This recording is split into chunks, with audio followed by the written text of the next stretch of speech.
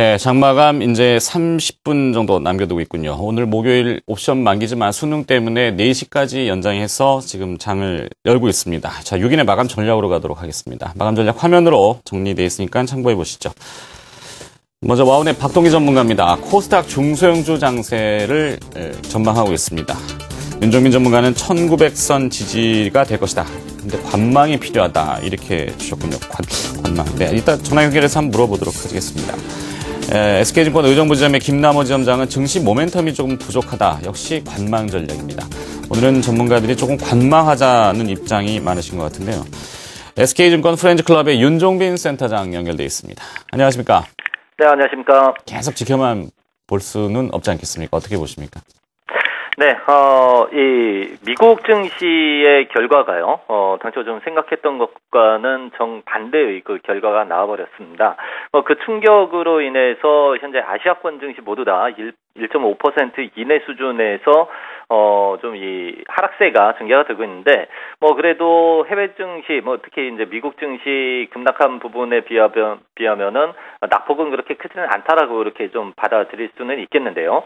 다만 문제는, 이렇게 되면은 시장에서 좀 위쪽으로 끌고 올라갈 만한, 모멘텀 거리가 상실되는 그런 상황으로 이어지지 않느냐 하는, 그런 우려감이다라는 그 측면이 되겠습니다. 특히, 최근에 들어서 외국인들이 현물 쪽에서는 계속 이제 매도 공세 혹은 관망 기조를 유지를 하고 있고, 선물 쪽에서는 매도 공세를 적극적으로 좀 강화를 시켜 나가고 있는 그런 추이를 보이고 있기 때문에 이 시장의 에너지가 약화되면서 계속 혼조권, 박스 상태만 계속 좀 이어지고 있는 그 상황이 전개가 되고 있다는 점입니다. 그런데 현재까지 외국인들의 누적 선물 매도 포지션을 보면 2만 계약이 넘어서 있는 그런 상황이 있기 때문에 이 부분이 좀 풀려야지 증시가 좀 힘을 받을 수 있지 않겠는가, 그렇게 좀 같이 판단을 내려볼 수가 있겠습니다. 오늘 같은 경우에는 일단 경기 민감주들을 중심으로 해서 좀 이 하락세가 연출이 되고 있습니다. 철강주, 화학주, 건설주, 그리고 조선주, 이런 업종들을 중심으로 한 그 하락인데, 다만 IT 대형주 진영에서 낙폭이 제한되고 있고, 자동차 쪽에서 좀 이 반등세가 전개가 되면서 지수를 좀 어느 정도는 방어를 해주고 있는 그 상황을 보이고 있습니다. 그런데 이 장 막판으로 가면서요, 이게 이제 옵션 만기일의 그 5장 흐름이기 때문에 시장에서의 눈치 보기 양상이 계속 좀 심화되고 있는 그 상황이고요. 그에 따라서 어떤 전체적인 시장의 매매 강도가 상당히 약해지고 있는 그런 모습을 볼 수가 있습니다. 외국인의 선물 매도세가 줄어드느냐 아니면은 추가적으로 더 늘어나느냐 하는 그런 부분에 시장에서는 상당히 좀 촉각을 곤두세우고 있다라고 이렇게 바라볼 수가 있겠는데, 일단 1900포인트 구간은 붕괴시키지는 않을 것 같습니다. 기존에 생각했었던 박스 양상 1900에서부터 1930 요 사이권 수준에서 추가적으로 지리한 그런 횡보 구간이 계속 좀 이어질 가능성이 높아졌다라고 이렇게 볼 수가 있고요. 대신에 코스닥 시장에 대한 기관 매수세가 다시 좀 힘을 받으면서 상대적으로 코스닥이 좀 양호한 그 움직임이 전개가 되고 있습니다.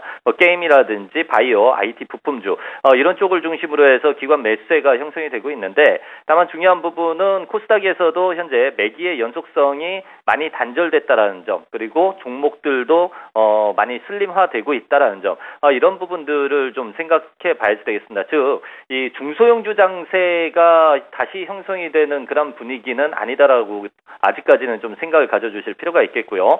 때문에 지금 상황에서는 상승 종목에 대한 어떤 추격 매수라든지 그런 부분은 자제를 하시면서 일단 만기를 관망 흐름으로 좀 넘기는 것이 훨씬 바람직스러운 그런 전략이 될 것 같습니다.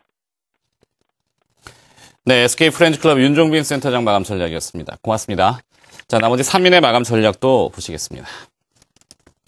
SK증권 영업부의 김춘석 부지점장입니다. 미국의 연말 소비 시즌이 다가오고 있다. IT와 가전, 반도체에는 관심을 두겠다. 미리 보겠다. 이렇게 얘기해줬고요. RBK 투자증권 분당 지점의 이현상 부장입니다. 4분기 실적 턴어라운드 종목에 접근을 하는 것은 유효하다. 종목은 밝히지는 않고 있군요. 네, 위메이드하고 제닉 이렇게 또 관심 종목을 따로 주셨는데요. 네, 나중에 또 한번 들어보도록 합니다. 동양증권이 김우신 부장은 해외 이슈에 따른 조정이다. 주식 비중 확대를 기회로 확대할 수 있는 기회다. 오히려 기회다라고 얘기했군요. 앞선 세 분의 전문가하고는 조금은 다른 것 같은데요. 좀 강세 좀 보시는 것 같죠? 네. SK증권 영업부의 김춘석 부지점장이 연결돼 있습니다. 안녕하십니까? 안녕하십니까? 네. 자, 시장을 또 업투데이트해서 미래를 또 내다보십니까? 연말 소비 시즌 보신다고요? 네, 그렇습니다. 지금 어제 미국 시장 빠진 걸 비교하면 우리나라 시장 오늘 참 양호한 모습을 보이고 있다 이렇게 볼 수가 있을 것 같은데요. 사실 그동안은 어제 미국 시장이 빠진 부분 자체는 미국 시장 전체가 빠졌다기보다는 그동안에 그 롬니 후보를 지지했던 그래도 롬니 후보 수혜주로 불렸던 종목군들이 급락을 하면서 시장이 빠졌다 이렇게 봐야 될 걸로 생각을 하고 있습니다. 지금 시장을 안 좋게 보는 시각 중에 가장 큰 부분 자체는 이제 재정절벽 문제를 얘기를 자꾸 하고 있는데요. 제 생각으로는 현재로서 세금 인상이라든가 지출 감축 종료 시한 자체를 2013년 중순까지 연장한 다음에 양당 간, 민주공화당 간 협상을 지속한다는 시나리오가 가장 설득력을 얻고 있을 것 같습니다. 그렇다면 대통령 선거를 앞두고 있었던 올해와는 달리 협상을 길게 끌고 와서는 민주당이든 공화당이든 양당 간에 되게 될 것이 없을 것이라는 인식이 좀 퍼져 있다는 생각이 듭니다. 그래서 가능성은 낮지만 의외로 순조로운 결과가 좀 빨리 나올 수 있다고 생각을 하고 있습니다.